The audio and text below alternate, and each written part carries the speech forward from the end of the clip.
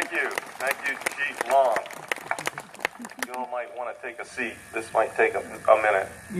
But I will go as quickly as I can. I know if I'm warm in this blue suit, I can just imagine how Chief Long feels. And the rest of you police and firemen. But thank you to all of you for being here. You do a service to your country. You do a service to your children and the generations that follow you as an example of patriotism and leadership. I want to talk to you this morning about three things. When Officer Robertson asked me to do this, the answer was very quick because I knew exactly what to talk about. Although I did ask him, what should I talk about? Chief Robertson said, about 5 minutes. Well, it may take just a little bit longer, but I'll go as quickly as I can because I know you're probably warm. Hopefully you've got a nice shady spot, but if not, we'll work together on this. How about that? Again, welcome to everyone. Thank you for attending.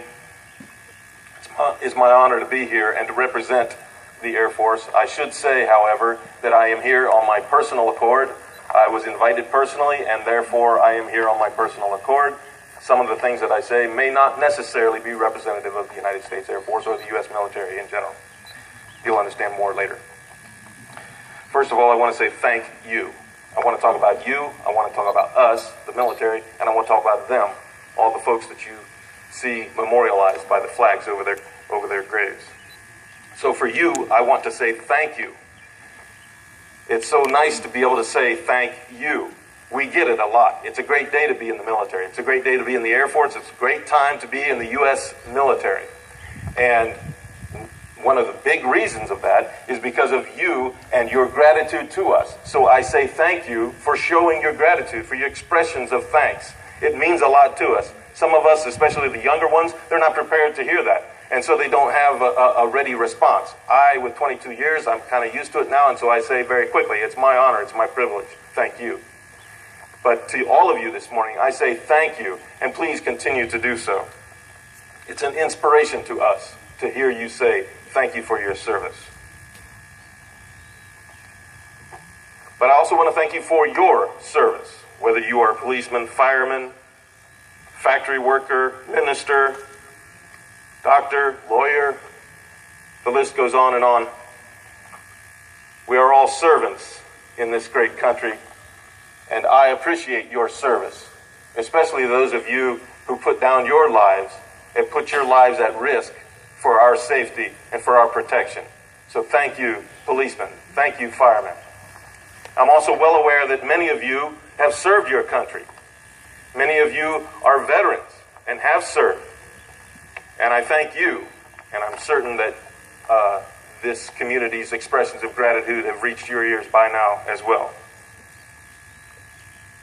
So thank you for your service, thank you for your gratitude, and thank you for your patriotism. That is so important to us. The gratitude and the service, the lives of service that you lead are important to us in the military, but when we see you show favoritism, when we see you show patriotism to the flag, to our country, and to all that she stands for, it inspires us. It makes us, it's the very fulfillment of our goal, of our life's quest.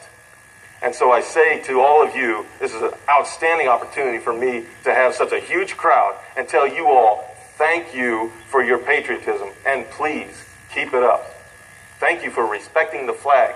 Thank you for taking, I see some of you mothers and fathers, young families who take a minute just to show your kids how to put their hand on their heart. And some of you folks are leaders of Boy Scouts and Cub Scouts, Girl Scouts, other civic organizations, and you teach these kids how to respect the flag. Please continue to do that. It's very important. And I thank you for doing that. You have made for us in the military a completely different lifestyle than it was 20 or 30 years ago. Many of you here this morning were present, or at least in the local or in the region, when terrible things such as Kent State took place. Some of you remember traveling back in the 70s and late 60s, traveling by Air Force ROTC Det 645 in Columbus, Ohio, and seeing 10-foot high fences that were there to protect the cadets as they trained in the parking lots. so that they didn't have beer bottles and other material thrown at them. Some of you know even worse. Some of you served in Vietnam and returned home to a tragic homecoming. Those are a scar on our country. But thanks to people like you, you have made it different. You had made sure that your sons and daughters did not go through the same experiences that you went through. And for that, we thank you. Thank you for your patriotism. Thank you for your service.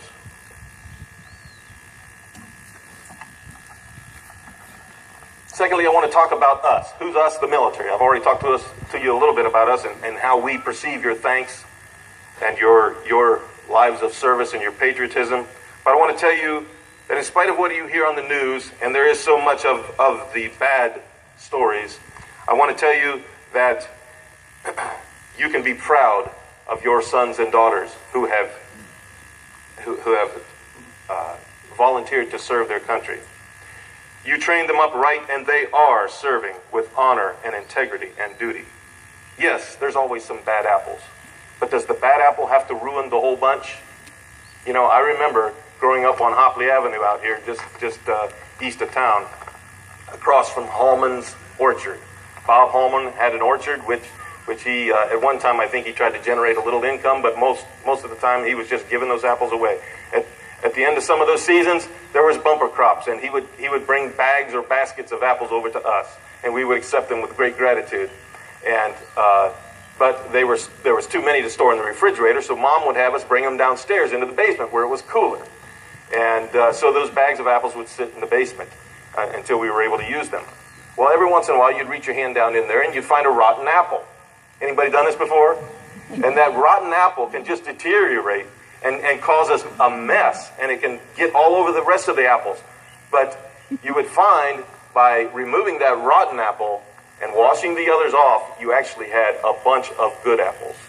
And so I'm asking you this morning to not ignore. I'm not asking you to be facetious and ignore that, you know, news is news, and it's important to be abreast of current affairs.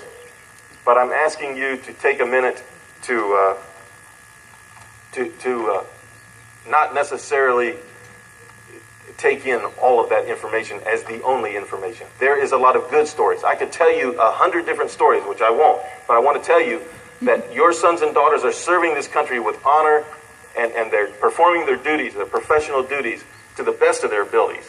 But guess what? Every once in a while, they'll have a little extra time. But you know what they do with their extra time? They volunteer. They volunteer with organizations like with Boy Scouts and Girl Scouts, with Boys and Girls Club, with Meals on Wheels. And I've got them all listed down here, but I can't find them down. Big Brothers and Big Sisters, Habitat for Humanity. A lot of them get involved in local churches. And that's the kind of leadership that you provided to them. And that's the kind of lives that they are leading, just in their free time. There's also those, even in areas of war, believe it or not, we do actually have a minute or two to ourselves at times. And during those times, they don't sit in their bunks grieving for themselves or feeling sorry for themselves. They get out and they do the same things that they did back in the States or at their other military bases. So I hope I'm painting a picture for you of your U.S. military. And I say military because I'm representing all of the forces this morning. I've worked with them in Afghanistan, and I know that the Navy and the Army and the Marines work the same as the Air Force. And you can be proud of your sons and daughters. You can be proud of your sisters and brothers. And you can be proud of your United States military. And finally, I want to talk about these others. Some who have gone before, some who are still with us. And I want to make the distinction at this point of drawing honor to those. Are there any Medal of Honor recipients here this morning? I'm guessing if you were, we would know about it. But please, if you are here this morning as a Medal of Honor recipient, please raise your hand and let us know. If there are any sons or daughters or spouses of former Medal of Honor recipients, please let us show you respect at this point. I didn't expect to see any, but they are around you. In other crowds and in other communities, you will see them. Continue to show them the respect that they are due. Another thing, for those that have laid down their lives but were not necessarily required, life was not necessarily required of them, are those that wear the Purple Heart. Are there any Purple Heart recipients this morning? Thank you.